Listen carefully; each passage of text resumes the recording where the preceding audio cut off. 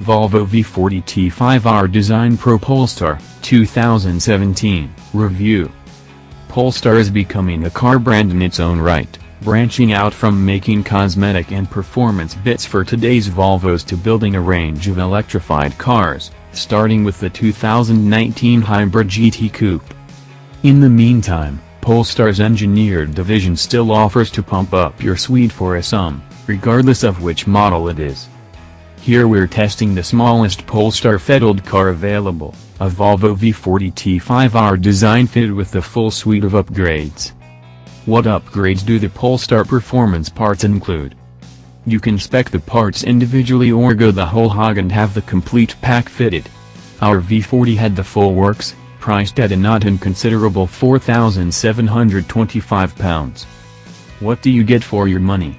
An engine ECU remap amping up the 2.0-liter turbocharged 4-cell petrol engine's power output from 242 bhp to 250 bhp, while torque is boosted to 295 pounds-foot, up by 37 pounds-foot.